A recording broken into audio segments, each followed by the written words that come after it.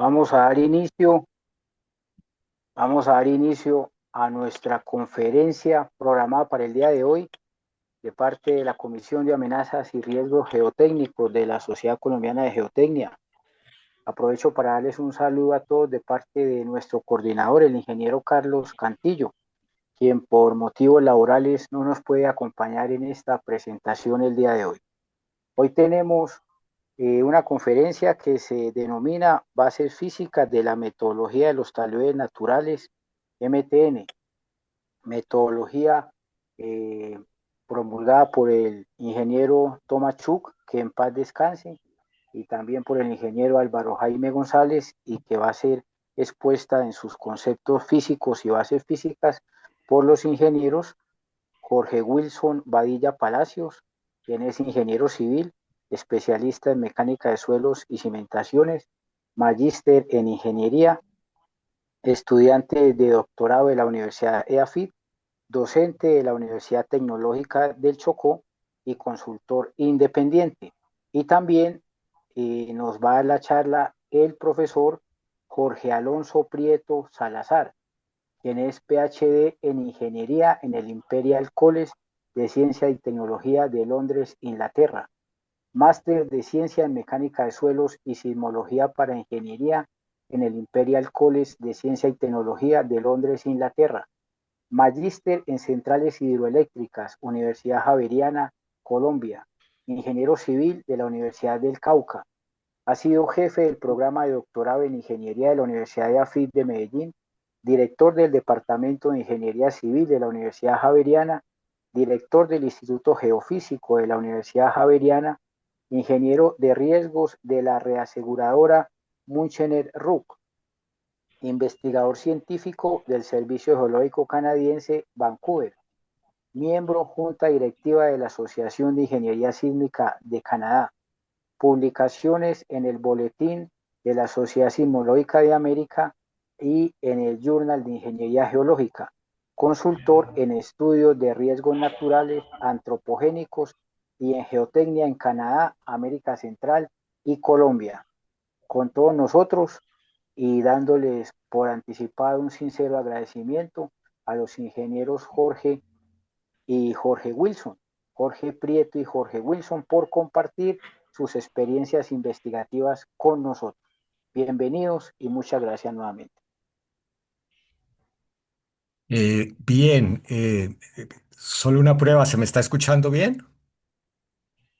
Sí, Sí, muy Gracias, bien, muy bien. gracias. Gracias también a la Sociedad Colombiana de Geotecnia, a su Comisión de Riesgos, en particular a Silvana Montoya y a Carlos Andrés por la organización de este evento. Bien, vamos a iniciar. Lo que van a ver ustedes es básicamente los resultados de la tesis doctoral de Jorge Vadillo, que estuvo dirigida a eh, presentar cuáles son las bases físicas que soportan la metodología de los taludes naturales. Porque pensábamos hace unos años que una de las razones del limitado hasta entonces uso de la metodología desarrollada por Thomas Chuk eh, era y sigue siendo un poco las bases físicas de la misma, aparte pues de otros elementos. Entonces, la siguiente, por favor. Bien, hablemos un poquito del círculo o de lo que es el ciclo geomorfológico y básicamente el ciclo geomorfológico húmedo eh, que está en el centro de lo que estamos discutiendo hoy. En la parte superior derecha, ahí con el cursor, se puede ver un poco el tectonismo de la región, pues motivado por lo que se sabe en geología de las placas y de los procesos geodinámicos. Eh, En la parte superior izquierda está un paisaje natural que para los ejemplos de este slide se nota, digamos, relativamente plano. Cuando ese paisaje interactúa con el tectonismo que está a la derecha, pues naturalmente surge todo el ambiente montañoso del mundo. Como vivimos en un planeta que por fortuna tiene su climatología que permite la vida, entre otras cosas, pues ese ambiente que se está formando así naturalmente interactúa con el clima y se empieza a producir una serie de procesos que hacen que esos paisajes montañosos comiencen a bajar y se intente, digamos, volver un poco al estado inicial. Si le damos la vuelta a todo el sistema, eso es lo que se llama el ciclo y en particular el ciclo húmedo geomorfológico. Por allá en la década de 1960, los geomorfólogos se dedicaron a pensar en cuál sería un modelo físico matemático que ayudara a mostrar ese proceso a partir de ciertas condiciones de tectonismo. Y el modelo que propusieron en ese momento es el modelo de difusión, que está esquematizado en la gráfica del lado derecho, en la gráfica inferior de la derecha y que muestra que desde un punto inicial superior, ahí en la figura se ve una gráfica negra, la interacción del clima, particularmente con todos los elementos de los materiales rocosos, hace que las alturas de las laderas comiencen a bajar en el tiempo. Entonces ahí tenemos la altura en el eje vertical y la longitud en el eje horizontal y la ecuación que representa el modelo físico, que es una ecuación tradicional diferencial que está dada eh, por la variación de las alturas en el tiempo y por la variación doble de las alturas con respecto a la longitud en las topografías. Esa es la misma ecuación del calor, de difusión del calor, y lo que muestra es simplemente en el tiempo cómo va disminuyendo la intensidad de una variable, en este caso la intensidad de la altura, y de acuerdo a la longitud del terreno. Ese fue el modelo de difusión básico que se planteó desde aproximadamente ya matemáticamente la década de 1960. La siguiente, por favor. Bien, entonces como el ciclo húmedo pues está relacionado naturalmente con el clima, porque es el clima el que produce los procesos de meteorización y erosión, o sea, de denudación del terreno. La preocupación que tenemos hoy en día, que tiene toda la comunidad mundial, es cómo está variando el clima. Un indicador de esa variación del clima es la temperatura. Resulta que el año pasado, el 2024, fue registrado como aquel que tiene un nivel promedio de temperatura 1,5 grados por encima de los valores de temperatura de la época preindustrial, o sea, de la época antes de la revolución industrial. El nivel de la temperatura se ha incrementado. Esa variación de la temperatura pues hace que haya una dinámica más elevada en la interacción con los procesos o con los procesos, o digamos, conforman los procesos de evolución del paisaje. En particular se nota, ahí Muniz Free nota que el año pasado ocurrieron 1.737 deslizamientos y flujos que causaron muerte. El número total de deslizamientos pues, es mucho más grande, pero hubo 1.737 con muertos.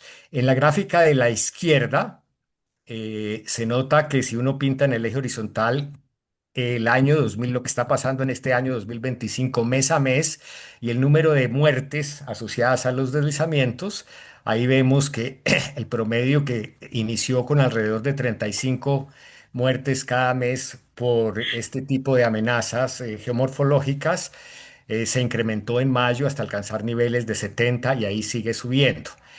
Si uno habla en términos económicos, de pérdidas económicas, hay un pastelito aquí en la derecha de la gráfica que tiene tres componentes o tres colores sobre pérdidas económicas. El color rojo, el menor componente de ese pastel, indica que el 10% de las pérdidas durante el año pasado fueron relacionadas a riesgos sísmicos. Mientras que el 90% restante, o sea, la suma de lo que está ahí en verde y en azul, han sido asociados a los cambios climatológicos. Por un lado, los ciclones tropicales, con pérdidas del 45% aproximadamente, el color azul, y por otro lado, los riesgos hidrometeorológicos diferentes a los ciclones tropicales, dentro de los cuales naturalmente están los deslizamientos. Bien, para tratar con este problema ha habido esfuerzos grandes y particularmente aquí en Colombia, el Servicio Geológico Colombiano ha desarrollado metodologías para hablar de la susceptibilidad frente a los deslizamientos y en general, no específicamente, pero en general, se habla de dos métodos para evaluar la susceptibilidad a los deslizamientos. Un método que está basado en la estadística y un método que está basado en la física.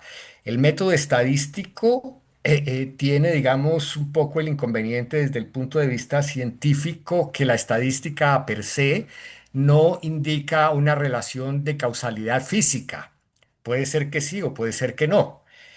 Y por el otro lado, los métodos, el método llamado de bases físicas, en general, tiene el inconveniente que necesita ya elementos de resistencia obtenidas en las laderas. O sea que uno pensaría que pues necesita en principio variables que hay que ir a investigar en el terreno. Una alternativa, digamos, a estos dos métodos fue introducida por Thomas Chuk, tiene varias publicaciones, pero en particular la siguiente, en el año 1995 y en el año 1999 son las publicaciones de Tomás más completas o más conocidas que existen a disposición del público para entender lo que pasa con los taludes y pues con las laderas en general y mirar cómo evolucionan y cómo se pueden relacionar la forma de los taludes con con la resistencia de los materiales. El principio básico de Tomás fue el que la naturaleza es el mejor ensayo in situ. Pues obviamente no podemos realizar ensayos de laboratorio a gran escala, no tenemos equipo, no tenemos la capacidad técnica para hacerlo, y él se puso a pensar en que la observación directa de las laderas suministraba mucha información. Entonces, y como consecuencia de eso, él sacó y dijo que había una relación directa entre la topografía y los esfuerzos y en particular entre la topografía y la resistencia de los materiales. De eso vamos a hablar. Adelante, Jorge. Buenas tardes para todos nuevamente. Para introducir un poco este tema, nosotros desarrollamos un modelo de difusión en un espacio fractal. Entonces, definamos primero lo que es un fractal. Un fractal, en sus definiciones más básicas, es un elemento que se repite a diferentes escalas, pero se mantiene en general su misma geometría, como lo pueden ver en esta imagen que se ve aquí. Este es un dibujo de un fractal con diferentes pasos, digamos, dibujados y que se representa generalmente, como lo pueden ver aquí en la derecha, con una función potencial. ¿Qué pasa con estos fractales? Nos permiten introducir lo que se llama una dimensión fractal. Por lo general, nosotros hablamos de las dimensiones, una dimensión, una línea, dos dimensiones, un plano, tres dimensiones, un cubo. Pero entonces nos hacemos la pregunta de un perfil, por ejemplo, del terreno o una fisura de una grieta en un elemento o en su efecto una superficie de una roca que se falla o una topografía, ¿qué dimensiones tendrán? Porque si nosotros comparamos este perfil, no está en esta dimensión ni tampoco está en esta dimensión. Para eso se introdujo lo que se llama la dimensión fractal. Esa dimensión fractal mide básicamente cuánto llena este objeto las dos dimensiones. Entonces, por lo tal, su dimensión no va a ser ni dos, va a ser un número que está entre esas dos dimensiones. Lo mismo para el caso de tener una superficie de una roca o tener una topografía o un paisaje. Miramos que esta dimensión o esta superficie no está ni en dos dimensiones ni en tres, sino que está en un número que está entre estas dos. Estos fractales se pueden ver en la naturaleza. Se dice que en general hay muchas plantas que poseen Jorge, rayos perdón, de... Jorge, Sí, perdóname, te regresas a la anterior para un comentario pequeño. Sí, en la gráfica esa de la derecha donde está el puntero que Jorge nos está mostrando, indica lo que puede ser un paisaje, una topografía, pero también indica lo que ocurre o lo que puede ocurrir dentro de de la masa de los materiales, dentro del macizo. Una grieta, pues que es una formación, una característica en tres dimensiones, también tiende a tener esa forma bastante, digamos, puntiaguda, como lo sabemos por experiencia, quizás la mayoría de las personas que estamos aquí. Gracias, Jorge. listo. Entonces, esos fractales se pueden ver también en la naturaleza. Se dice que los ríos tienen un comportamiento fractal, ya que, digamos, la rama principal del río es muy similar si uno amplía la escala a los brazos que tiene el río. Lo mismo ocurre para algunas plantas. Si ustedes notan, la forma que tiene esta parte de las hojas es similar a la hoja completa. Entonces, esos fractales, si hablamos, digamos, en términos ya mecánicos, para nosotros representarían o serían similares a la rugosidad o lo asociaríamos con la rugosidad que pueda tener la superficie o un perfil de un terreno o una topografía. Entonces, para introducir el modelo, entonces nosotros lo que hacemos es introducir un espacio fractal o un espacio potencial. ¿Qué hace ese espacio fractal? Hace que las rugosidades que yo tengo en mi espacio natural se suavicen en ese espacio. Con introducir este espacio, consideramos un elemento donde fluyen distintos tipos de energía, como son cinética, energía potencial y demás, trabajo, calor, dentro de una superficie de control en un elemento. Al aplicar las leyes de conservación y considerar que las deformaciones que se dan dentro del proceso de evolución de ese paisaje o esa ladera son dos, deformaciones directas, que son cambios de altura, explosiones que se darían en el sentido en el que ocurre un deslizamiento, vamos a tener que esa invarianza de las leyes de conservación, que es la primera ley de conservación, conservación de energía, la conservación de masa y conservación de momento, nos llevan a obtener una ecuación de difusión, pero en un espacio potencial. ¿Cuál es la diferencia que tiene esta ecuación de difusión en el espacio potencial? Que el exponente alfa que nos introduce ese espacio potencial puede ser diferente de 1 y lo diferenciaría de los estudios anteriores donde consideraban que el proceso era difusivo y que era un proceso continuo y lento en el tiempo.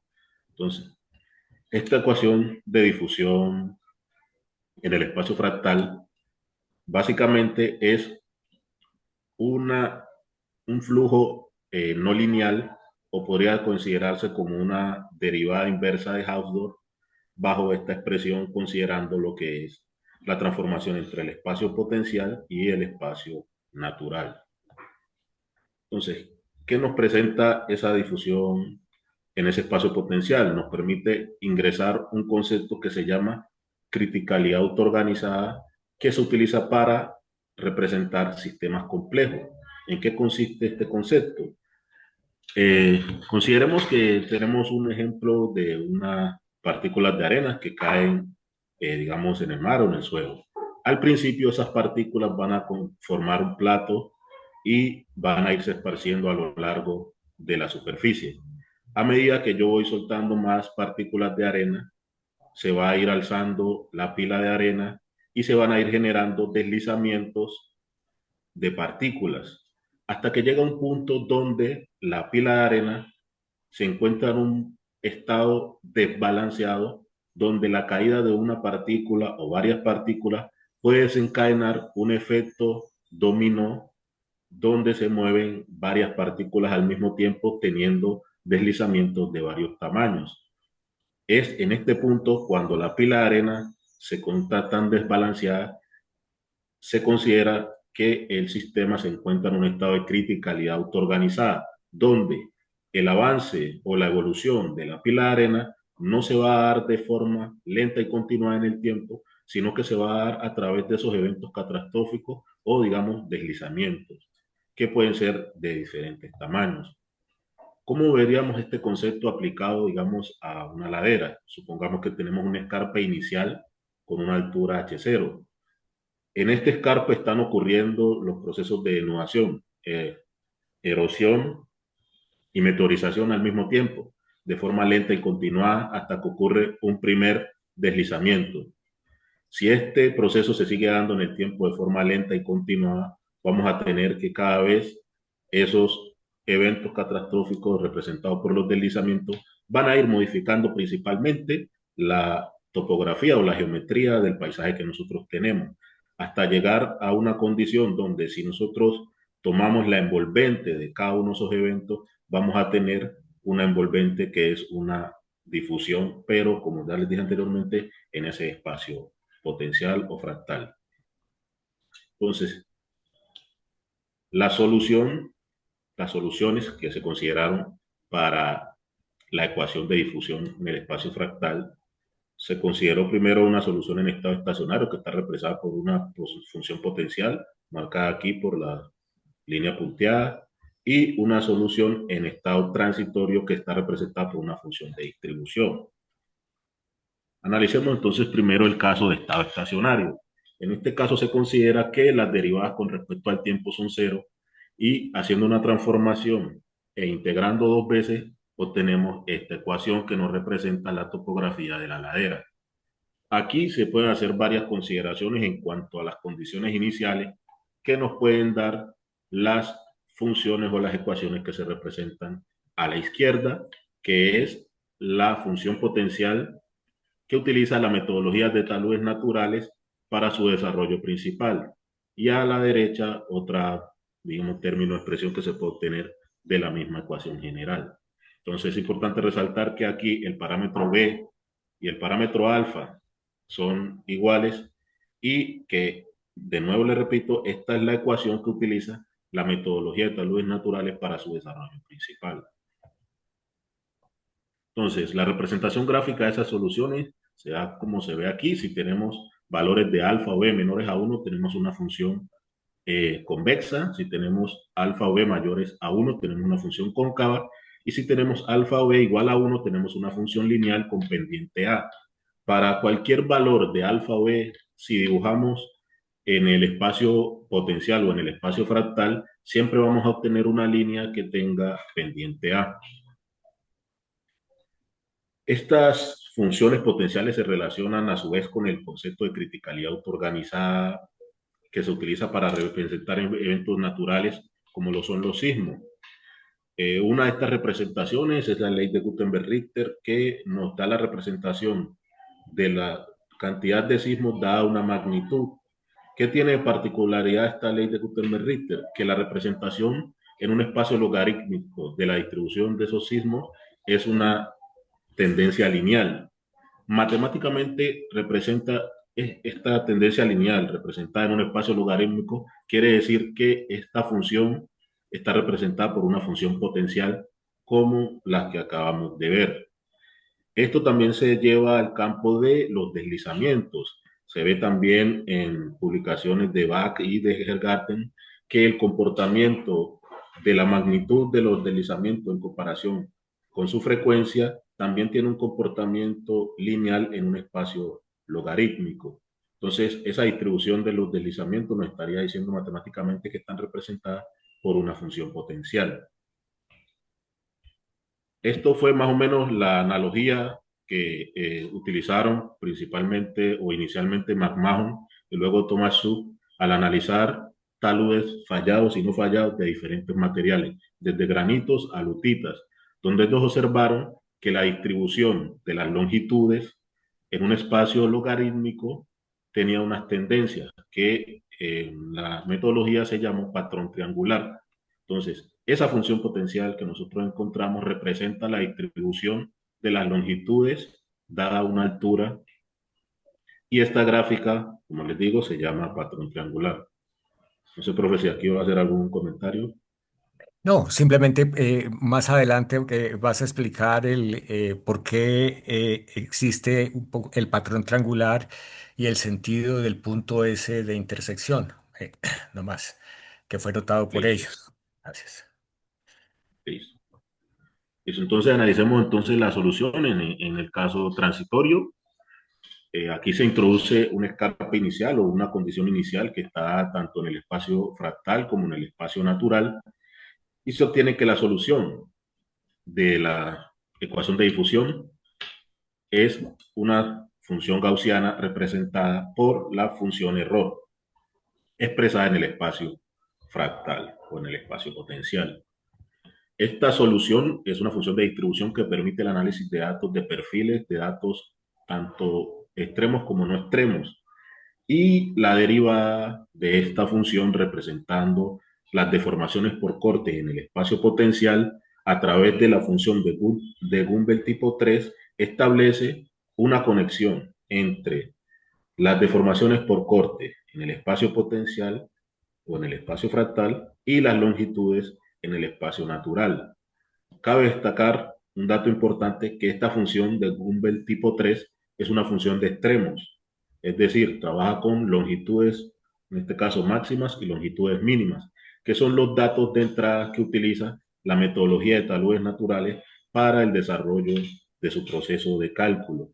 Entonces, tenemos que del modelo de difusión en el espacio fractal se puede obtener tanto la función potencial que utiliza la metodología y a su vez nos permite también obtener la razón por la cual se utilizan los datos extremos. Al hacer esta conexión entre la transformación por corte a través de la función de Gumbel tipo 3, que como ya les dije es una función de extremos, la que nos permite analizar los datos máximos y mínimos de esas longitudes. Entonces, vamos a hablar un poco de la validación del modelo a través de los datos topográficos. Para esta validación de las funciones que encontramos como solución de la ecuación de difusión, se definieron dos niveles de medida en cuanto a los datos que se van a analizar. El primer nivel de medida es un polígono. Un polígono, como se puede ver en la imagen, simplemente es un área de interés de estudio. Y un segundo nivel que se definió es una población. Una población es la unión de todos los datos que hay dentro de una misma unidad geológica de área de interés. Entonces, es decir, una población, si yo tengo 10 polígonos, es unir los datos de esos 10 polígonos y analizar las funciones que nos dieron con esos datos. Entonces, para medir, se estableció un sistema de intervalos acumulados secuencial de curvas de nivel. ¿Y en qué consiste esta metodología de medición? Consiste en lo siguiente. Se define primero una curva de nivel más baja. En este polígono, o la intención o las recomendaciones que se dan en la metodología de taludes naturales, es que las curvas de nivel tengan cierto paralelismo, pero como podemos analizar o como podemos ver en la naturaleza, es difícil tener curvas de nivel que sean en su efecto todas, digamos, paralelas. Por eso se habla de cierto paralelismo. Y van a tener este polígono siempre una misma dirección de medida. Entonces, para sacar los datos o extraer los datos de este polígono, se define primero la curva de nivel más baja, como se ve aquí. Una vez definida la curva de nivel más baja, se debe definir el intervalo entre curvas de nivel. Para este caso se utilizó un modelo de elevación digital que tiene curvas de nivel cada 10 metros. Entonces, el intervalo entre cada curva de nivel va a ser de 10 metros. Entonces, lo que hace el algoritmo que se desarrolló para tomar estas longitudes es primero medir las longitudes en todo el espacio entre la curva de nivel más baja y la siguiente, como se ve aquí. Entonces escanea todas las longitudes a través de este espacio. Luego, ¿qué hace el algoritmo? Toma la siguiente curva de nivel y la más baja, siempre dejando esta fija. Y luego barre, como se ve aquí, todo este espacio entre las dos curvas de nivel. El algoritmo hace todo este proceso hasta que toma la curva de nivel más baja y la más alta y escanea todas las longitudes a lo largo del área de interés. Una vez se termina esa secuencia, se repite el mismo proceso tomando ya no la curva de nivel más baja, sino la siguiente, como se ve aquí. Y se repite lo mismo, se toma entre el primer intervalo, el segundo intervalo, hasta que la última secuencia que hace el programa es tomando como la curva de nivel fija la que es consecutiva a la más alta y hace todo el barrido de los datos. Entonces, ¿qué nos entrega ese algoritmo? Nos entrega una unión para cada altura establecida de longitudes, donde nos escoge la longitud mínima y la longitud máxima para cada uno de los intervalos que tenemos en nuestro área de interés o en donde nos interesa aplicar la metodología. Y nos entrega entonces unas tablas con la información, todas las longitudes para una altura dada y también me da las longitudes máxima y mínima también para las alturas dadas, como se observa en las tablas. Entonces, se seleccionó, se seleccionaron tres polígonos dentro del área metropolitana del Valle de Aburrá, como se puede ver, donde tenemos una zona de rocas metamórficas, una zona de flujo de depósitos de lodos y una zona de rocas ígneas. En total se seleccionó una cantidad de 255 polígonos distribuidos de la siguiente manera: 67 en las rocas metamórficas, 42 en los flujos y 146 en las rocas ígneas. Entonces, de acuerdo con los resultados de las ecuaciones obtenidas de la difusión fractal, se aplicaron varias metodologías estadísticas para ver si los datos extraídos de la topografía se ajustan a las funciones de estadísticas halladas como la solución a dicha ecuación. El primer proceso fue construir una gráfica o papel de probabilidad con la función Gumbel tipo 3. ¿En qué consiste esta gráfica de probabilidad o papel de probabilidad? En linealizar la función encontrada tanto para los valores mínimos como para los valores máximos con las ecuaciones que se ven aquí expresadas. ¿Y qué nos indica este papel de probabilidad? Que si en la gráfica, cuando yo grafique los datos, la tendencia es lineal, yo puedo decir intuitivamente que la función utilizada es un buen descriptor de los datos encontrados en la naturaleza. Es decir, que la función utilizada puede generar los datos analizados. Adicionalmente, para chequear que la distribución si tuviera una tendencia lineal, se utilizó el coeficiente R cuadrado de determinación para validar si la tendencia de los puntos si se comportaba como una línea recta. Entonces, tenemos entonces aquí, por ejemplo, tenemos unos ejemplos, perdón, para diferentes polígonos en los diferentes materiales. Aquí tenemos para las rocas metamórficas, aquí tenemos para los flujos y aquí para las rocas ígneas. Como se puede observar en todos, hay una tendencia lineal de los datos analizados. Entonces, intuitivamente, se puede decir que la función utilizada representa bien los datos analizados. También se hizo este análisis para las poblaciones. Como ya les dije, las poblaciones es la unión de todos los polígonos en cada una de las unidades geológicas analizadas. Y se puede ver también que hay una tendencia lineal de los datos analizados en todas las poblaciones. Entonces, de todos los datos analizados, es decir, los 255 polígonos y las tres poblaciones, se obtuvo que el coeficiente R cuadrado, el valor mínimo es de 0,97. Y entonces aquí cabe notar que entre mayor se acerque el valor a 1 del valor de R cuadrado, el comportamiento tiene más tendencia a comportarse como una línea recta.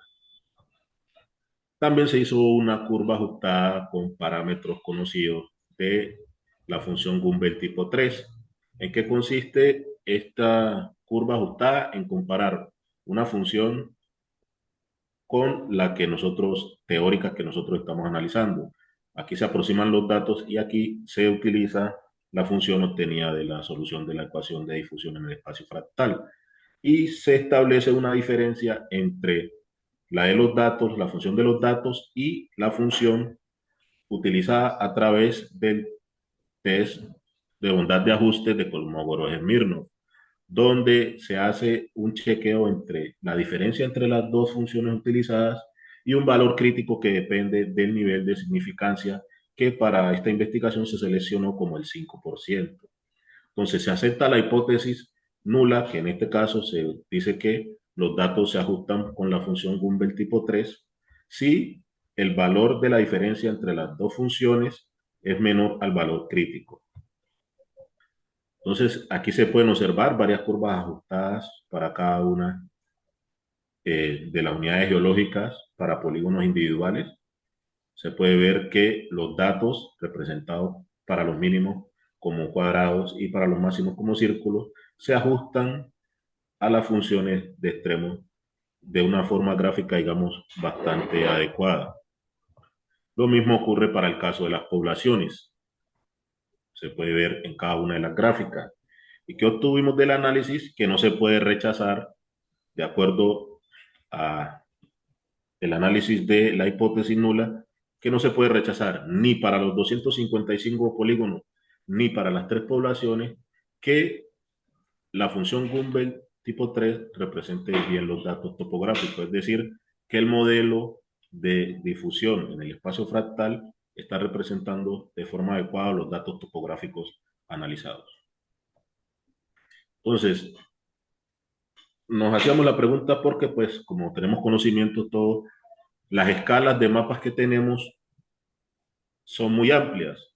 Entonces, para analizar la influencia de esas escalas, se tomaron polígonos con curvas de nivel cada 5 metros y polígonos con curvas de nivel cada 20 metros, sumado a los polígonos que ya teníamos con cada 10 metros de curvas de nivel, y se analizó varios polígonos para ver si la función se seguía ajustando de forma adecuada. Aquí se puede ver para cada uno de los intervalos 5, 10 y 20 que las tendencias en el papel de probabilidad siguen teniendo una tendencia lineal y la curva ajustada sigue teniendo también un buen ajuste. Entonces, también, como se pueden recordar, se obtuvo una función gaussiana representada por la función error en ese espacio potencial. Esa función nos permite analizar tanto datos extremos como datos de perfiles de taludes o perfiles topográficos para sus ajustes. Aquí se observa una gráfica para un polígono con los ajustes hechos en el espacio potencial, donde se obtiene el valor de alfa para cada uno de los polígonos, de los perfiles analizados de datos, tanto extremos como datos no extremos, como se ve aquí. ¿Y qué se obtuvo de ese análisis de esos datos? Que tampoco se puede rechazar la hipótesis de que la función gaussiana, es decir, la función error en el espacio potencial o en el espacio fractal, ajuste los datos topográficos analizados. Por último, se hizo un ajuste de las funciones potenciales que, como ya les mencioné anteriormente, son las que utiliza la metodología como base para su desarrollo metodológico. Entonces se obtuvo simplemente para el caso de la función potencial en un espacio logarítmico que si el comportamiento es lineal de los polígonos, se tiene que es un buen ajuste.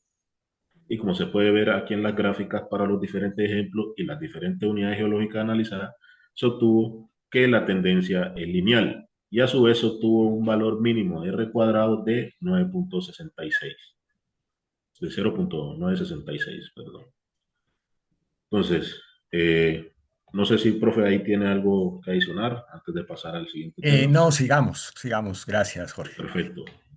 Entonces, hasta el momento que tenemos un modelo desarrollado en un espacio fractal, potencial, y una validación de ese modelo para cada una de las soluciones encontradas con datos reales topográficos. Entonces, ahora vamos a abarcar lo que es la, digamos, sustentación o darle esa respuesta o una de las posibles respuestas a la relación que se plantea en la metodología de taludes naturales, que es la transformación de la topografía al campo de esfuerzos. Para eso vamos a introducir lo que es el concepto de potencial plástico o teoría de potencial plástico básica, que nos permite con ciertas asunciones tener las siguientes consideraciones. Primero, esta teoría nos permite dibujar los esfuerzos principales y los incrementos de deformaciones en un mismo plano. Segundo, esta teoría nos dice que hay una superficie de fluencia F que define el comportamiento elástico del material como frontera al cambio entre comportamiento elástico y plástico. También que nos dice esta teoría, que existe un potencial plástico tal que relaciona el incremento de deformaciones con, con la relación de esa superficie potencial y los esfuerzos, relacionando los incrementos de las deformaciones. Y también que existe una regla de flujo o normalidad donde la superficie de fluencia es igual al potencial utilizado. Para este caso y el desarrollo, nosotros consideramos que ese potencial plástico es equivalente al potencial gravitacional, representado como se ve aquí. Entonces, ¿qué consideramos en este punto? Nosotros consideramos que el sistema para su análisis y para poder hacer la conexión entre topografía y el campo de esfuerzo se encuentra en este punto donde da el cambio, es decir, en la fluencia, donde se da el cambio entre el comportamiento elástico y el comportamiento plástico del material. Y cabe resaltar que esto no quiere decir que se considere que todos los taludes del mundo se encuentren en un momento inminente de falla. No, lo que se quiere decir es que el sistema completo se encuentra en un sistema desequilibrado que, como ya lo vimos antes, se llama criticalidad autoorganizada. Esto nos implica que cualquier talud dentro del sistema o dentro de esa ladera puede fallar, no que todos estén en un punto de fallo, ya que esa evolución a través de la criticalidad autoorganizada se va a lo largo del tiempo, es decir, no son cuestiones que pasan, digamos, de manera rápida, sino en cientos o quizás más años. Entonces, Jorge, perdón, sí, Jorge. señor. Sí, no, simplemente para comentar que lo que se considera es que al menos existe un talud que puede fallar y es completamente análogo a lo que ocurre quienes han tenido alguna experiencia con los análisis de amenaza sísmica cuando se definen las fuentes sísmicas. Lo que se considera no es que la totalidad de la fuente sísmica va a generar automáticamente los sismos, sino que ellos van a suceder poco a poco, que habrá algunas fallas pequeñas o grandes que van a producir el terremoto, pero en conjunto van a estar en un estado que siempre habrá un terremoto, que es exactamente lo que ocurre. Y esto es lo que hace la metodología de los taludes naturales.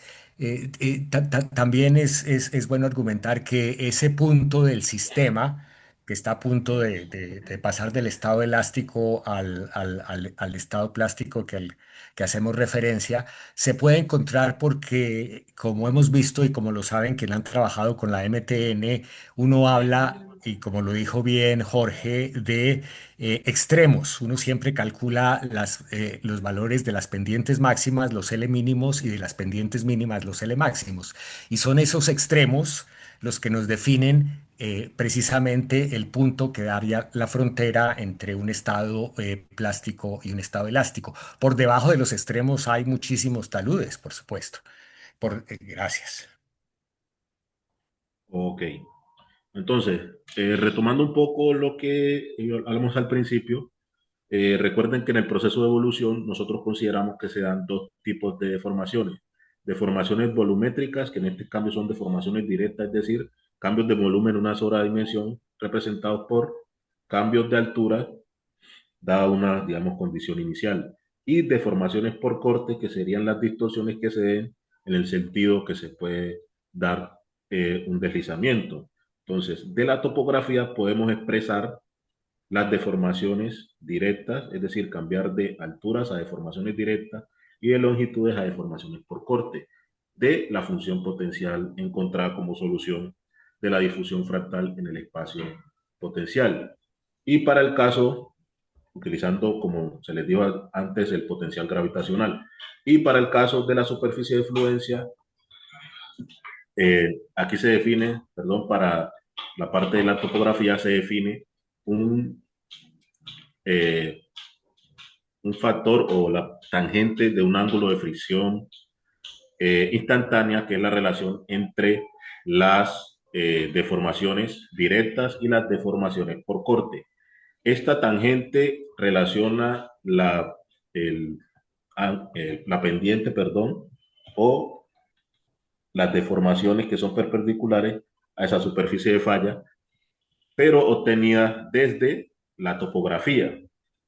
Y desde el campo de esfuerzo, esto se obtiene utilizando como criterio de falla, es decir, como superficie de fluencia, el criterio de falla de Hook-and-Brown, donde la relación de esta tangente del ángulo de fricción instantánea se obtiene como la derivada de los esfuerzos de corte eh, en función de los esfuerzos naturales a través de esta función. Entonces, el sustento o la base que nos permite, de acuerdo al desarrollo de la metodología y de la investigación doctoral, es que a través de esa relación de las tangentes del ángulo de fricción instantánea obtenida, las deformaciones que se obtienen de la topografía y los esfuerzos obtenidos a través del criterio de falla Hook-and-Brown, establecer esa conexión entre la topografía y el campo de esfuerzos, que es, digamos, el principio, digamos, la base teórica que, digamos, le faltaba a la metodología de taludes naturales o a cualquier metodología que se desarrolle basada en taludes naturales. Entonces, ¿qué nos dice esta ecuación? Básicamente, que yo puedo tener deformaciones a partir de la topografía y que puedo relacionar esas deformaciones utilizando la teoría del potencial práctico básica con el campo de los esfuerzos. Entonces, analicemos un poco los resultados en términos mecánicos de la investigación.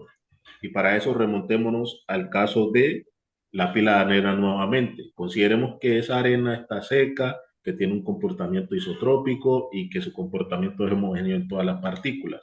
Entonces, si nosotros iniciamos a dejar caer partículas de arena, ellas van a tener su desplazamiento, tanto a la derecha como a la izquierda, conforme van cayendo, representado, digamos, por las flechas negras. Y se van a desplazar tanto como lo permita la fricción entre esas partículas. Si no existiese fricción, pues las partículas se desplazarían infinitamente, pero en la naturaleza existe esa fricción entre esas partículas. ¿Cómo existe esa fricción entre esas partículas? Y si analizamos la formación de la pila de arena, como se ve aquí, y dividimos esa pila de arena en franjas, ¿qué vamos a tener? Que vamos a tener unos desplazamientos y que ese ancho de esa pila de arena, digamos, para esta franja, está definido por la resistencia al corte que tenga o que se genera en la fricción de esas partículas. Cuando yo genero esta pila de arena, si yo lo veo, digamos, en una topografía, obtendría una gráfica con círculos concéntricos, como se puede ver en este recuadro. Un cono, sí. Sigamos. Un cono perfecto, bajo esas condiciones hipotéticas. ¿Y qué pasa? Si yo aplico el método de medición explicado anteriormente en este cono, desde cualquier superficie, desde la parte inferior hasta la parte superior, voy a obtener siempre el mismo perfil, que sería una línea recta expresada por esta fórmula que se ve aquí, que tiene una particularidad. En este caso, el exponente alfa sería siempre igual a uno y la pendiente de la pila sería una constante que para el caso de arenas sueltas podría ser representada por el ángulo de reposo, ángulo de fricción de reposo. Entonces, ¿qué pasa si ahora para el mismo caso le añadimos además que en esas franjas vamos a tener una resistencia al cambio de volumen, es decir, le adicionamos dilatancia a ese material y consideramos que esa dilatancia disminuye con la, digamos, profundidad? ¿Qué va a pasar? Cada franja va a tener un aumento en la resistencia dado por la dilatancia que tenga en cada una de ellas. Entonces, si la dilatancia, en este caso, por ejemplo, va a generar un aumento o una variación de ese ancho inicial que tenía con la línea puntuada y se va a desplazar. ¿Y qué va a pasar de la condición inicial que teníamos del cono o la pirámide aquí bien dibujada? Va a cambiar ahora de una línea a una función potencial, donde ya el alfa va a ser diferente de uno. Entonces, ¿qué nos indica esto? Eh, que inicialmente es al menos el alfa nos indica tener una relación con la, digamos, topografía o morfología de la zona. Y para este caso ya vamos a tener que las pendientes van a ser variables. Entonces, ¿qué era lo que planteaba Thomas Schuch en la metodología? Precisamente que este parámetro alfa o b era la suma de dos factores básicamente, un parámetro adimensional de resistencia y un parámetro adimensional de presurización. ¿Qué contenía ese parámetro adimensional de resistencia? La tangente de un ángulo residual más la suma de las cohesiones. Y en este caso, en la metodología se definen dos cohesiones, la cohesión traccional y la cohesión por imbricación. Esta cohesión por imbricación es equivalente a la dilatancia. Entonces, ¿qué tenemos? Que ese parámetro B o alfa en el desarrollo de nosotros tendría la suma de varias componentes, resistencia por fricción, las cohesiones y además la presurización. Sí, una cosa que a uno le llama la atención en principio es que Tomás decía que de entrada que el valor de B es equivalente a la tangente de un ángulo, pero eso lo puede ver uno relativamente fácil. Ahí tenemos una envolvente en el espacio de Moore de esfuerzos de corte contra esfuerzos normales. Y si pintamos una función potencial ahí, que es la función potencial típica de Hooke y Brown, entonces uno se da cuenta al tomar la derivada de la función potencial, que es la misma, pues que es la solución al problema de la difusión fractal, y hacer el cociente entre la derivada y la función, resulta que el b, el valor de ese b, que es el exponente de la función potencial, es en cualquier punto la relación entre las tangentes de dos ángulos. La tangente del ángulo instantáneo, mencionemos, si pones el cursor, Jorge, ahí en el punto alto, exactamente en ese punto final de la gráfica, ese es el ángulo instantáneo que aparece ahí en ese punto, y además en el mismo punto tenemos un ángulo secante, que es el mostrado ahí por el teta s. Entonces el B es la relación entre los dos, tangente de phi sobre tangente de S. Pero si nos vamos hacia abajo de la envolvente de Hooke, hay un punto en el cual el ángulo secante se vuelve 45 grados. Siempre se va a encontrar ese punto. Entonces, en ese punto donde el ángulo se vuelve 45 grados, la expresión del B sería tangente del ángulo instantáneo ahí y sobre la tangente de 45 grados que vale 1, y por lo tanto queda que el B en ese punto es igual a la tangente de un ángulo que es el ángulo instantáneo. Ese ángulo, entre otras cosas, es muy parecido al ángulo residual o básico de las rocas, y en general también marca la frontera, ese punto de ahí marca la frontera entre los materiales rocosos y los materiales degradados o desagregados que podría uno mencionar como suelos.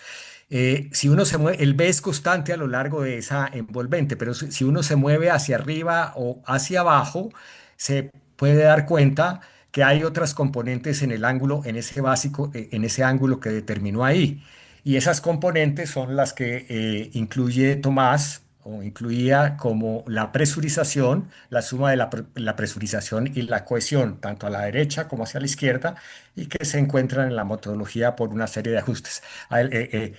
Adelante, Jorge. Qué pena con ustedes y aceleremos un poquito para que puedan hacer las preguntas, porque ya llevamos 56, 57 minutos. Gracias, Jorge. Listo, entonces analicemos ya, digamos, un caso real donde tenemos varios tipos de materiales con varias resistencias, varias condiciones y tenemos heterogeneidad. ¿Qué pasa? Lo que se hace con la metodología es, digamos, definir precisamente esos extremos que son los mínimos, los valores de las deformaciones mínimas y los valores de las deformaciones máximas, que recuerden que se representan a través de la función Gumbel, a través de la relación que genera esta función de probabilidad entre las deformaciones por corte en el espacio potencial y las longitudes en el espacio natural. Y de estas tendencias de deformaciones mínimas y deformaciones máximas aparecen las longitudes mínimas y las longitudes máximas que dan origen a ese patrón triangular. Ese patrón triangular se puede analizar de dos formas. Primero, si entre más abierto sea, digamos, si tenemos una altura fija y analizamos las longitudes, entre más abierto sea ese patrón, más heterogéneo va a ser el material. Porque, como en el caso idealizado al principio, si el material es todo isotrópico y homogéneo, estas líneas no van a existir y voy a tener una única línea de tendencia. Pero a su vez también nos puede estar marcando un poco la evolución si consideramos para una misma longitud los cambios de altura que hay, ya que si, digamos, consideramos que partimos digamos, todas las topografías de una misma altura, esta diferencia nos va a decir o nos está contando más o menos cuáles han sido los cambios de alturas que han habido en un área o en un polígono. Entonces, vamos a hacer una analogía un poco aquí entre lo que se considera o lo que nosotros entendemos que considera la metodología y los, digamos, ensayos que hacemos para analizar un poco los geomateriales. Cada uno de estos puntos, si hacemos un ensayo triaxial, representa digamos, un fallo o un evento catastrófico o un deslizamiento del, digamos, campo natural. Entonces, ¿cuál es la analogía?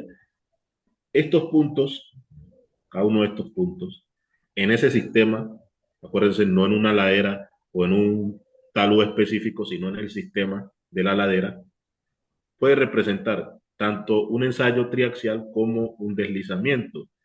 ¿Y cuál es la ventaja que nos da la metodología? De que hacer ensayos triaxiales, bueno, como puede ser de conocimiento de todo, es bastante costoso en comparación de medir muchos taludes para obtener también, digamos, este tipo de resultados. Entonces, vamos a tener que esa resistencia se puede dar tanto por el ángulo de fricción instantánea, como ya hablamos, o se puede dar en términos del ángulo básico más la dilatancia. ¿Qué nos permite eso? Dibujar o mirar cómo varía la relación entre ese ángulo básico, también a veces llamado ángulo a volumen constante, y el cambio en la dilatancia. Y digamos cómo se relaciona esto un poco con la dimensión fractal o ese espacio fractal que introducimos desde el inicio. ¿Qué pasa? En análisis de Patton, en observaciones de Patton, se observó que entre mayor rugosidad tiene un plano, mayor es digamos, el promedio de esas pendientes o esos ángulos que puede tener y que representa que se vaya perdiendo esa rugosidad que para nosotros, en términos, digamos, de ingeniería, esa dimensión fractal es relacionada con esta rugosidad, es que a medida que se pierde esa rugosidad, es como que si se estuviera perdiendo esta dilatancia, hasta que se llega a un punto donde el material queda solo sobre su ángulo básico.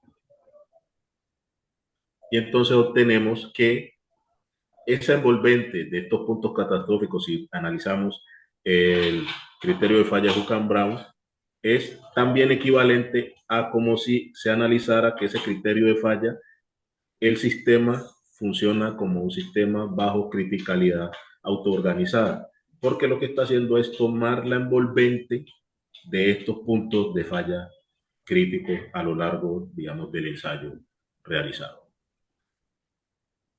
Entonces, bueno, no sé cómo estemos todavía de tiempo, pero pues lo último de la presentación es como mostrarles un ejemplo de aplicación de la metodología de talones naturales. En este caso, tenemos pues como resumen la metodología que nos permite, básicamente, nos permite obtener de la topografía, pasar al campo de esfuerzo, obtener parámetros de distintos tipos de los materiales, obtener factores de seguridad, nos permite obtener dos tipos de factores de seguridad relativos y con los parámetros obtener factores de seguridad, digamos, en el sentido clásico de ingeniería, que sería aplicar algún otro método, por ejemplo, estabilidad, método de equilibrio límite, y analizar con estos parámetros que nos dé la metodología la estabilidad de la ladera. Y finalmente construir mapas de susceptibilidad a deslizamiento. Entonces, los parámetros de entrada es la función potencial que hallamos como solución de la difusión, de la ecuación de difusión en el espacio fractal. Utiliza los logaritmos de esta función y además utiliza las longitudes mínimas y máximas para una longitud dada, creando lo que ya hablamos que es el patrón triangular, como se ve aquí, que son las pendientes mínimas, pendientes máximas y pendientes promedios. La metodología de talones naturales nos permite obtener parámetros de diferentes tipos, parámetros de forma, parámetros de presurización, parámetros de resistencia, como se puede ver aquí resumido, y para analizar un poco si los resultados que obtenemos de la metodología son equivalentes a resultados de cortes directos encontrados en el área metropolitana, se analizaron los resultados en comparación con la tesis de Echeverry, donde se encuentran resultados para esa roca ígnea, que son dunitas para diferentes estados de meteorización, con cortes directos y los ángulos de fricción obtenidos con la MTN. En este caso, se hizo un barrido de 1 kilómetro alrededor de los resultados que tenemos de ensayos de laboratorio. Entonces, ¿qué nos muestra este análisis estadístico de los ensayos de laboratorio para esa roca y los ensayos, digamos, obtenidos a través de la MTN?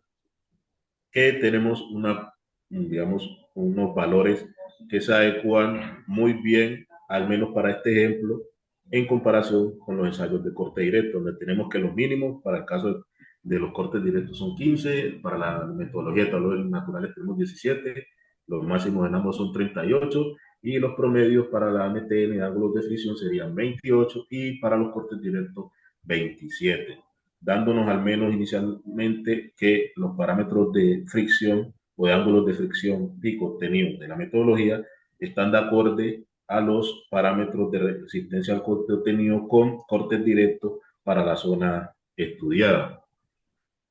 Luego, ¿qué hacemos con la metodología?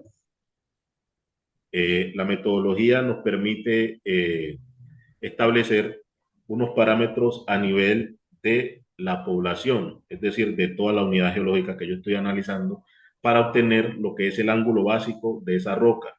Para este caso nos dio un ángulo básico de 29 grados, que es un ángulo que está dentro de los parámetros esperados para el tipo de roca ígnea analizada, que en este caso son dunitas. Este parámetro de ángulo básico se obtiene al analizar todos los polígonos que se tienen en el área de análisis, que están representados por los puntos que pueden ver aquí negros. Y esta línea roja es precisamente ese ángulo básico, el cual límite entre pasar de una roca a una roca degradada o en su efecto suelos. A partir también de este patrón triangular a nivel de población se puede definir las tendencias,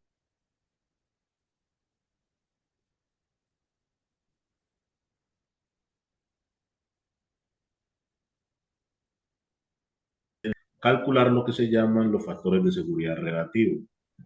Esta, no sé si me están escuchando bien, que me parece un...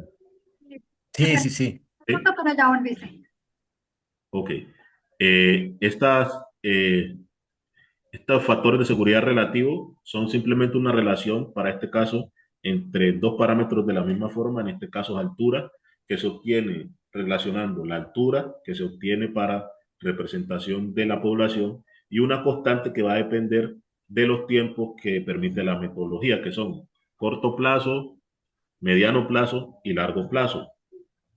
Para este caso, les mostramos un poco los factores de seguridad obtenidos con el sitio analizado para largo plazo, como se puede ver aquí, y utilizando una metodología con un inventario de deslizamientos de la misma zona que nos permite la guía metodológica para la evaluación de amenaza por movimiento en masa del servicio geológico.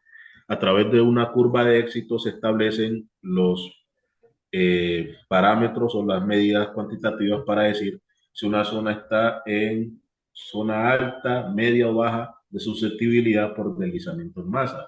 Eso se hace a través de construir una curva de éxito, donde el descriptor utilizado para esta curva de éxito va a ser el factor de seguridad relativo, como se ve aquí, y se define entonces cada una de las categorías. ¿Cuándo se acepta que un descriptor utilizado para representar los deslizamientos es buena? Cuando el área bajo la curva es superior al 70%. En este caso nos dio el 76%. Entonces procedemos a construir nuestro mapa de susceptibilidad por deslizamiento en masa, como se ve aquí.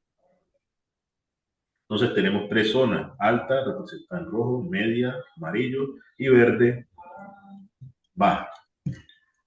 Entonces, algo que es importante de pronto notar y resaltar de los resultados obtenidos para esa zona, y obviamente considerando la diferencia entre lo que es susceptibilidad y lo que es amenaza, es que en su mayoría la amenaza que tiene la zona analizada es una zona de amenaza baja, pero los resultados obtenidos con la aplicación de la metodología de calores naturales nos invitan al menos a pensar que debería ser necesario recategorizar de pronto esta zona, dado al inventario que se tiene de deslizamiento y la clasificación que nos dio la susceptibilidad analizando la metodología mencionada. Gracias.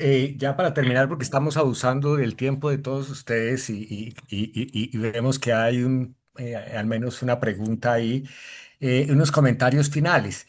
El primero es que las envolventes potenciales usadas por la MTN surgen de un modelo físico dado por el proceso de difusión, pero no en un espacio natural, sino en un espacio potencial, o sea, en un espacio fractal.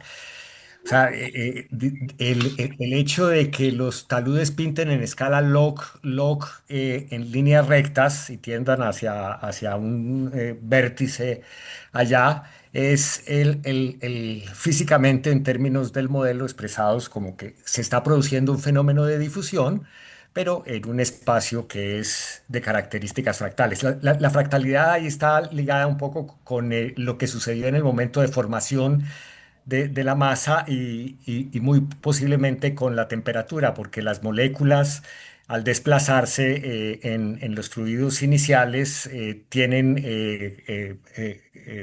caminos que son completamente erráticos y que son muy puntiagudos y que dan origen a la fractalidad. Y es una de las razones por qué las fisuras tienden a ser fractales. Y hay muchísimos elementos en la literatura hablando de fractalidad en fisuras y en gráficas y su relación con las fuerzas de fricción. El modelo de difusión fractal no se puede rechazar estadísticamente como una posible explicación para la evolución de las laderas. Eso es claro, los datos muestran que siempre es consistente, pero por supuesto que es un modelo. Por ahora los datos nos muestran, como ya lo sabía Tomás y lo sabía McMahon, que no se podía rechazar la idea de las rectas en espacios log-log. La MTN utiliza la solución estacionaria del modelo de difusión fractal, o sea, las gráficas potenciales. Existe la no estacionaria, que está dada por las envolventes de Gumbel tipo 3 y que son envolventes de tipo exponencial. pero se parecen muchísimo las soluciones potenciales a las soluciones de Gumbel tipo 3, en particular en el inicio de la relación HL o la relación entre los esfuerzos.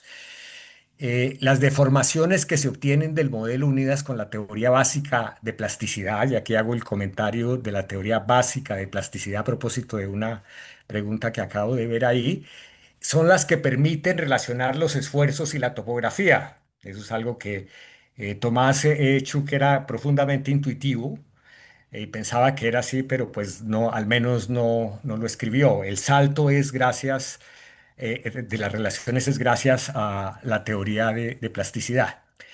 Y el modelo está caracterizado geométricamente, entre otros, por el parámetro alfa o beta, es el mismo, que representa la tangente de un ángulo específico. Si ustedes miran las tablas que tiene el profesor Hook en su libro de taludes de rocas y toman los Bs que aparecen ahí cuando se representa la envolvente de Hook en el plano de Moore, y le sacan la tangente, todos dan ángulos de fricción básico muy razonables, simplemente al tomar eso. Gracias, eso es lo que tenemos ahorita. Muchas gracias y perdón por extendernos un poco más de lo necesario. Jorge Padillo, Jorge Prieto, muchas gracias, felicitaciones. Han también sumado varias personas aquí sus felicitaciones. Yo les voy a leer, yo creo que Jorge Prieto, si no me equivoco, la pregunta de Mario Torres ya la respondiste con respecto a esa plasticidad. No, quiero simplemente aclarar que como la difusión fractal le permite a uno encontrar los extremos de las relaciones entre H y L, esos extremos sí están en el límite y son la envolvente. Es simplemente la manera más simple para relacionar con esfuerzos es considerar que el modelo, el límite, la envolvente de Hooke y Brown es elastoplástica.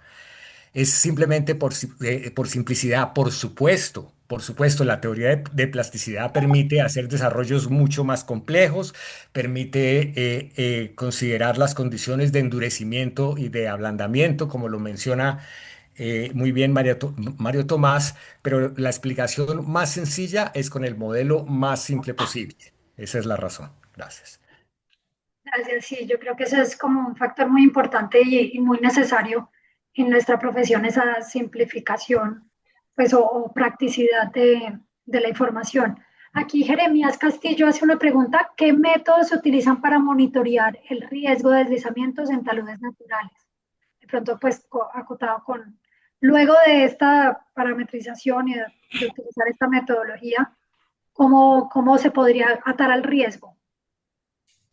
Claro, por supuesto. Lo primero, lo que permite hacer la AMTN es trazar mapas de susceptibilidad, que son los primeros indicadores de la amenaza y por consecuencia del riesgo. Eso es lo que permite en principio, de manera general, no más que eso, decir cuáles son las partes más susceptibles a moverse. Ese es el método y eso es el ejemplo que mostró Jorge. Está dado para una zona en el área metropolitana de Medellín, indicando precisamente cuáles son las zonas en rojo que nos llamarían la atención y que eventualmente se pueden utilizar otras herramientas para monitorear en detalle, inclinómetros, etcétera. Hay muchas cosas adicionales. Gracias.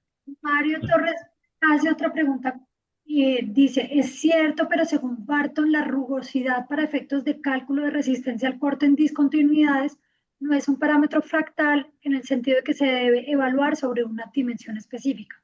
Por ejemplo, el JRC se define en una longitud de 10 centímetros, no menos ni más. ¿Cómo se pueden conciliar estos aspectos geomecánicos? Eh, Sí, claro. Ah, bueno, dale, Jorge. Qué pena que estoy aquí abusando. Dale, Jorge. bueno, ahí es una consideración. Los fractales tienen una característica que es que tienen un área infinita, pero tienen un perímetro finito. Entonces, aunque sea una dimensión fractal, digamos en ese sentido que yo puedo tener un objeto geométrico a diferentes escalas, ese objeto se define siempre dentro de un perímetro limitado. Entonces, no veo que esté como en contraposición con los 10 centímetros que menciona de la observación. Creo que muy relacionado a lo que está respondiendo, Guillermo Pavón pregunta, ¿se puede relacionar el MTN con la estratigrafía? O bueno, ¿cuál sería esa relación con diferentes estratos hacia adentro de ese talud? Esa es muy buena pregunta, por supuesto. Una de las cosas que descubrió Thomas Schuck es que, por ejemplo, el espesor, y hablo de un macroestrato, el espesor de la formación geológica está ligado y es equivalente al H0 que mostramos en el desarrollo. Uno puede obtener el espesor total de una formación geológica específica con los métodos de la MTN. Para espesores más pequeños hay que mirarlo. No te podría decir, Guillermo, en este momento los detalles particulares, pero de entrada Tomás ya sabía que el gran espesor se puede encontrar con la MTN. Es lo que te puedo decir ahorita. Muchas gracias. Francis Waldo pregunta en términos de porcentaje, ¿qué nivel de diferencia es aceptable entre los parámetros obtenidos con la MTN y los obtenidos de ensayos de laboratorio? Bueno, en ese sentido, digamos que para el ejercicio analizado, pues como vieron, estadísticamente no hay mucha diferencia entre los resultados encontrados, pero esto puede ser simplemente una casualidad. Obviamente puede haber mucha diferencia entre los resultados de laboratorio y los encontrados con la MTN, pero aquí hay que hacer una acotación. La MTN no se desarrolló para reemplazar la exploración en el sentido tradicional, sino como una herramienta que apoye la exploración, pero a nivel regional, porque pues tenemos una limitación tanto en recursos, en tiempo y demás, y en personas, porque imagínense que tengamos que hacer una exploración para un municipio completo. Eso sería un trabajo, pues, bastante complejo de realizar. Entonces, la metodología de taludes naturales te permitiría precisamente calibrar con esos ensayos que puedes tener de laboratorio los resultados. Pero, ¿cuál es la ventaja que tiene la metodología? Que como ustedes vieron, para desarrollarla, lo único que empleamos fue un modelo de elevación digital y un mapa de unidades geológicas superficiales. Entonces solo necesité esas dos, digamos, parámetros de entradas. El uno para definir el área en la que estoy trabajando y el segundo para extraer los datos. Y puedo desarrollar la metodología completamente. Entonces, en cuanto a tiempo, recursos, voy a gastar mucho menos recursos que si voy a hacer una exploración. Entonces, yo no esperaría que los resultados tengan que dar, digamos, exactamente lo mismo que los de laboratorio, pero sí me van a servir mucho en cuanto a lo que digo de abarcar mucho más espacio y los de laboratorio serían como una calibración de eso precisamente que hallo con la metodología. Jorge Vadillo, muchas gracias. Yo creo que casi que ya respondiste a la siguiente pregunta y ya Jorge Prieto también lo había mencionado, de una primera etapa de susceptibilidad para identificar unas regiones de alta susceptibilidad en la que de pronto en ese caso se utilizaría esa calibración. Sin embargo, la voy a leer de Camilo Fonseca, dice, ¿dónde se podría calibrar la metodología de taludes naturales para mejorar el modelo? En general, según los resultados con ensayos de laboratorio, ¿qué tan confiables consideran que son los datos obtenidos con la metodología? Casi lo que ya había Eh, respondido. Sí, sí, sí. sí, Aquí de sí, pronto se me ocurre, yo creo que sí. conectado con eso, es qué tantos falsos positivos y falsos negativos se podría encontrar con esta metodología, qué tanto quizás de pronto en nivel de escala de cuenca o de lugares donde pues ese modelo de elevación digital también tiene limitaciones. Sí, este es un aspecto que, por ejemplo, nosotros no hemos mirado, no hemos comparado un mapa de susceptibilidades con después, posteriormente, ir a mirar qué partes se movieron y qué partes no se movieron para poder uno tener en cuenta los falsos positivos y sacar un análisis general. Pero bueno, por fortuna tenemos muchos estudiantes de ingeniería civil, muchos de geotecnia también y seguramente algunos de doctorado que podrán en el futuro hacer ensayos cada vez más específicos haciendo ese tipo de análisis. De nuevo, muchas gracias a los Jorges, Jorge Vadillo, Jorge Prieto, excelente trabajo doctoral. Una última pregunta como para ahondar, porque no creo que lo vi o se me escapó. Estos trabajos ya está publicado, la tesis de doctorado se puede consultar y si de pronto tienen alguna revista, algunos artículos de revista ya publicados. Adelante, Jorge. Sí, la tesis ya está disponible en la universidad. Se puede consultar en EAFIT y hay en este momento un paper sometido que tiene que ver con la primera parte, con el modelo de difusión en espacios potenciales, en espacios fractales. Listo, Excelente. excelente trabajo, muchas gracias. Y nuevamente muchas gracias a todas las personas que asistieron a este evento. Muchísimas gracias a todos. Muchas gracias. Gracias, hasta luego. Muy Hasta amables. luego. Excelente.